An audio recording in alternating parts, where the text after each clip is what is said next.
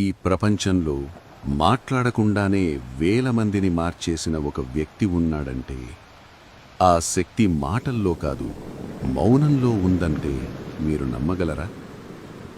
మరి ఆ మౌనాన్ని సృష్టించిన శక్తి ఒక మనిషిదే కాదు, ఒక పర్వతం అయితే ఆ పర్వతం మనిషి జీవితాన్ని శాశ్వతంగా మార్చేస్తే?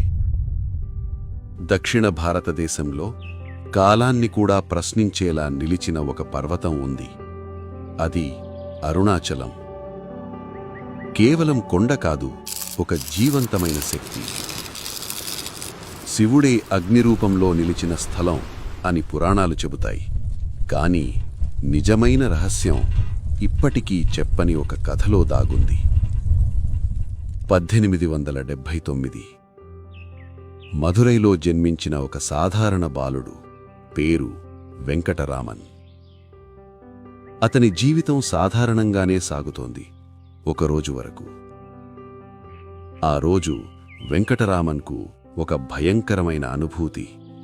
నేను చనిపోతున్నానా అనే ప్రశ్న. కాని శరీరం చనిపోతే నేను ఎవరు? ఆ ప్రశ్నే అతని జీవితాన్ని చీల్చేసింది. కొన్ని రోజులు తరువాత ఒక పేరు అతని హృదయంలో మార్మోగింది. ఎవరూ పిలవలేదు, ఎవరూ చెప్పలేదు, కాని అతను బయలుదేరాడు. అరుణాచలం చేరిన వెంటనే అతను అక్కడే ఆగిపోయాడు, మాటలు అవసరం లేకుండా.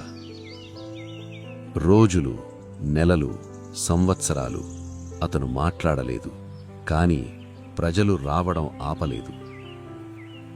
అతని మౌనం వాళ్ల మనస్సుల్లో శబ్దాన్ని సృష్టించింది.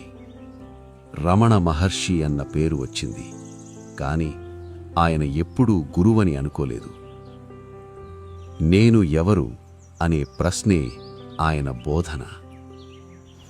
అరుణాచలం ఇప్పటికీ అలాగే నిలిచుంది, మాట్లాడకుండా మారుస్తూనే ఉంది. బహుశా అందుకే అంటారు, ఈ పర్వతం ఒక గురువు అని.